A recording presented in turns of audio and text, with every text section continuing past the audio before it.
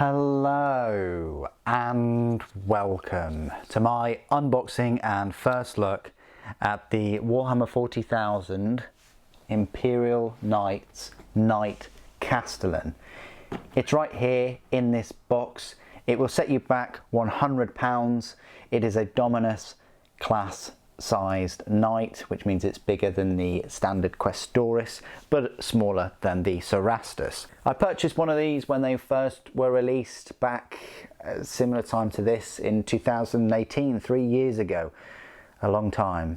It is £5 more than the typical Questoris Knight, but it's the same price as a Knight Valiant. I've often wondered why they weren't able to have the Valiant and the Castellan as a combined kit, as after all the first initial Imperial Knight kit included enough parts to make either the Paladin or the Errant. It also comes in a smaller low profile box compared to Canis Rex, and that's again because of the number of sprues. The Canis Rex box consists of enough parts to create about 6 different knights.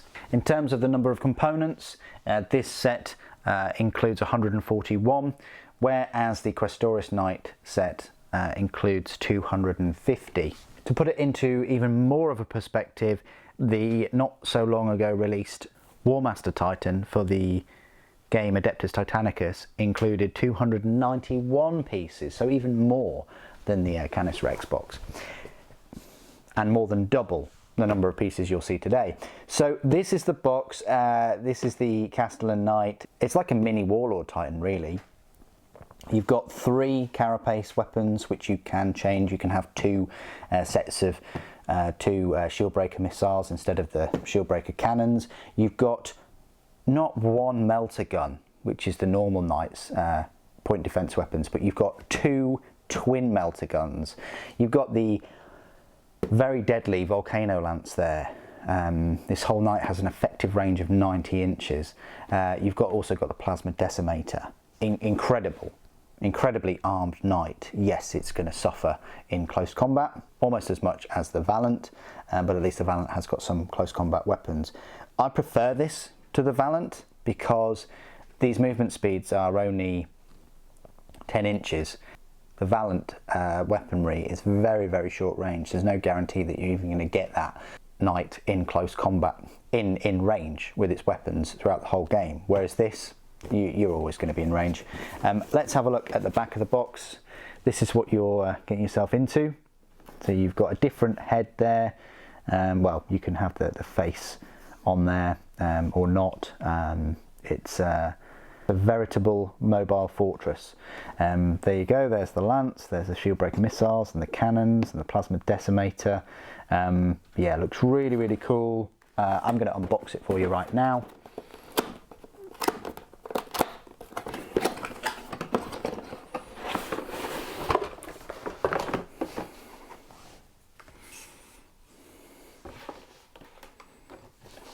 So this is the instruction guide, and we'll have a look at this first of all.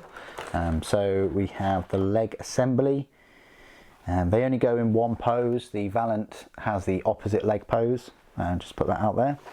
It's a shame that we never really got provided with a Chaos equivalent. Knights sell so well and they're extremely popular, and yeah, it baffles me to this day why only 2 years ago we only received one Chaos Knight kit. I mean, even if Forge World had produced a few Chaos different carapace styles and things and pieces, it would still be fantastic if you could just add them to this, or even if they just sold this kit with those parts like they do with the Mechanicum Questoris. So there are all of the instructions and the stages, many parts to glue, not glue, to sub-assemble as you're spraying it and painting it. You've got the plasma decimator right there and the volcano lance. It all goes together like so.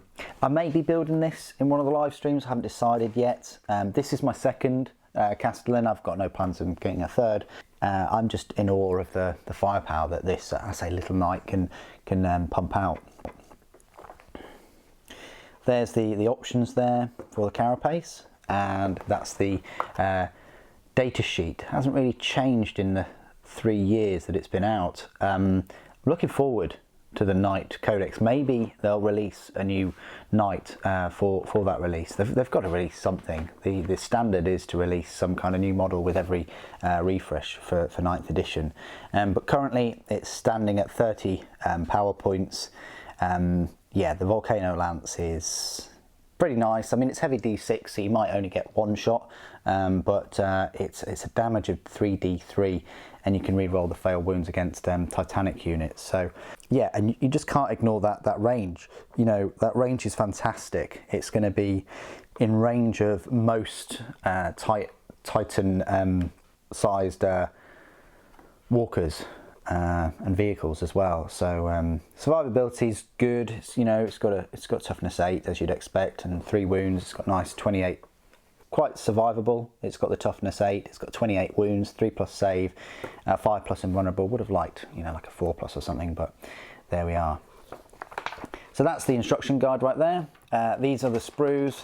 It is a 3 sprue, so you're kind of paying you know, just over £30 per sprue, which is a fair amount of money, really, if we think about it. But this is the main weapons and the carapace and the front face for the Castellan. You've also got the dual plasma cores. You've got the torso, armor paneling. The detail on the plasma decimator is very nice. The Volcano Lance is great too. So that is sprue number 1. Sprue number 2 is a duplicate to sprue number 3. So that's what you're paying for. You're paying for 2 different sprues, but you know, 1 set of twins. These 2 are the same. It's very clever the way they've done that. They have packed in the parts decently. You've got the armor. You've got the shoulder pauldrons, you've got the feet and the toes are all one, you've got the torsos, you've got the hips, you've got the exhausts, double exhaust there, you've got the shield breaker cannons and missile arrays, you've also got part of the legs and the leg armour and the cannons themselves and the ankles and the shoulder mounts. You've got one of the melter guns, you've got 2 there, and then you've got 2 on the other sprue. So there you go, 3 sprues, one of which is a pair of twins. You've got this big old oval base. It's the same size as a normal Questoris oval base, by the way.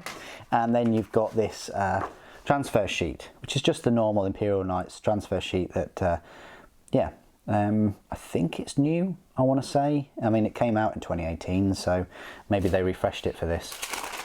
And there you go, that is my unboxing of the Imperial Knights Knight Castellan, one of the most formidable knights out there in terms of just raw firepower.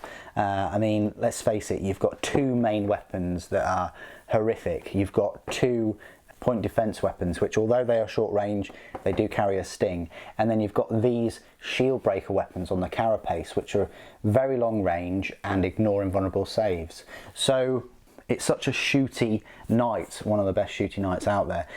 What do you guys think of the Knight Castellan? Is it your favourite knight out of these?